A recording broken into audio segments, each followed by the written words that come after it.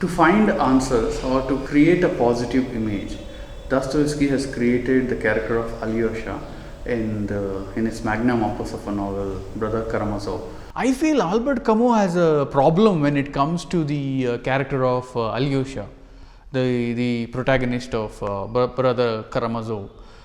Maybe Camus might have pursued Alyosha as the moral center of the novel, and he had a problem with it because to have inclination towards morality would be unnecessary in a novel like Karamazov. That's what even I feel, and that's what I think Albert Camus might have felt about Karamazov. Do you think Dostoevsky created the character of Alyosha because the writer too was seeking some kind of solace?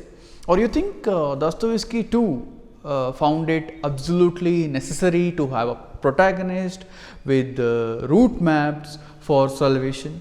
Now, I think there are two things we should discuss here. One is whether Dostoevsky very consciously planned to introduce some kind of a foil to the nihilists that we have seen in the other novel, and also a possible nihilist like Ivan in the novel we are discussing. So, that is one of the questions that we should take up. The other question is from more or less an aesthetic point of view. How convincing is the creation of this character? I will try to answer both the questions. The first question is, did he really plan to introduce? I think so. I do not have any doubts in my mind that Dostoevsky wanted to bring into the novel an image of at least the possibility of the good and the possibility of someone who is not driven only by sensuality, etc., and therefore he creates the character of Alyosha. It's necessary in the sense, though by his experiences and also by his predilection towards the understanding of evil and conflict and fragmented, etc., Dostoevsky had given a lot of space to I won't call them negative characters, but I would call them characters who represent the other side, something which is troublesome, and you were using the word conflictual characters. But there is a necessity also to create a counterpoint to all these portrayals of arrogance and selfishness and intellectual self-destruction.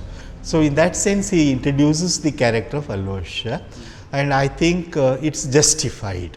The second question is going by Camus' own dissatisfaction with Alyosha's character, and it's not only Camus, many others have commented on that, and I think most of the important critics more or less agree that Prince Mishkin, in The Idiot, who is of course meant to be the central character of the novel The Idiot, and even the name, the title The Idiot refers to his absolute childlike and childish purity, and many people feel that Mishkin ultimately ends up as a bundle of contradictions, and what the author intended, though we do not know what he intended, has not been realized.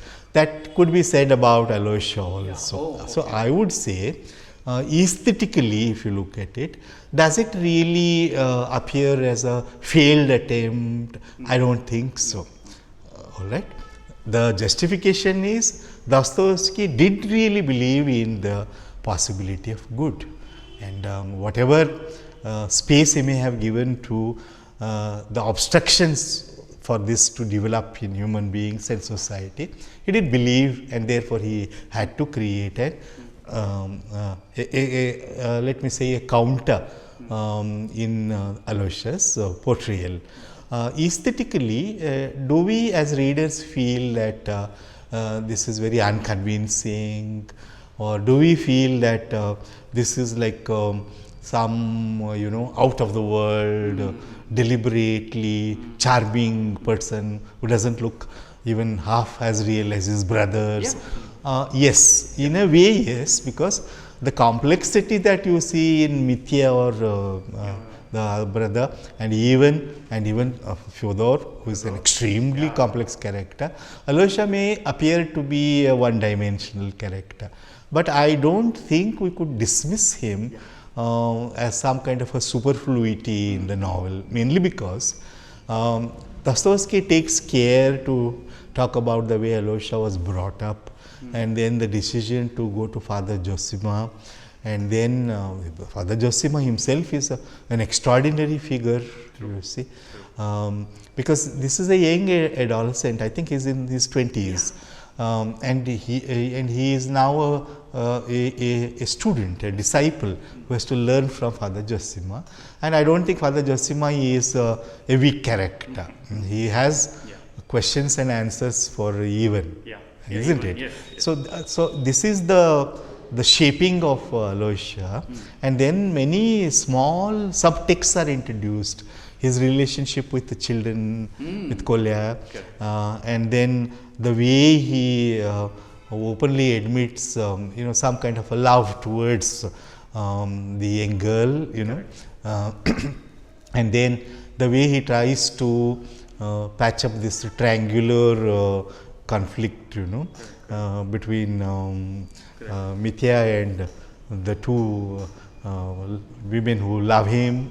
If you look at that, he is shown to be absolutely honest and transparent, and he is not doing it for any intellectual purpose. That's very important. There is a kind of a spontaneity that I think is a saving grace as far as he is concerned. If he were to be, shall I say, doing it for an intellectual purpose, very consciously and deliberately, I think the character would be more than a failure. What we see in the novel is that there is something, because I hope you remember, he despite the horrible things that the father has been doing, he says straight away that he can't hate his father.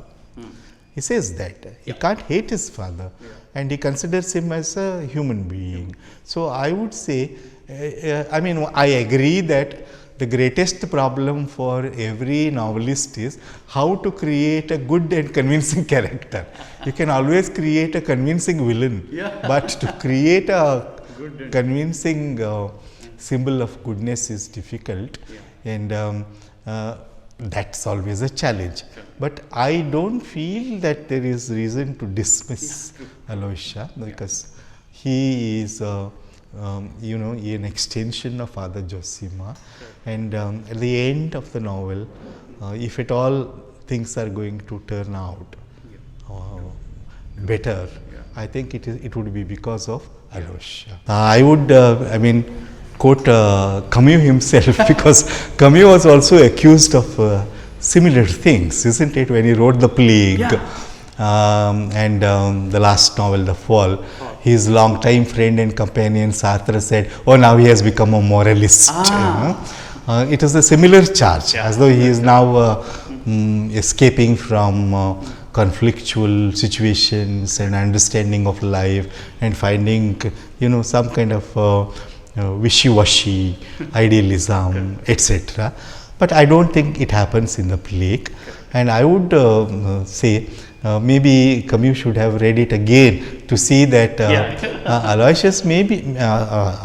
Alyosha may not be a very powerful character, we all agree, but he has a certain role within the framework which the narrative has already created. So it's both a personal pursuit on the part of Dostoevsky to find something, to find some small island, in your own psyche, where you are free to believe in the good.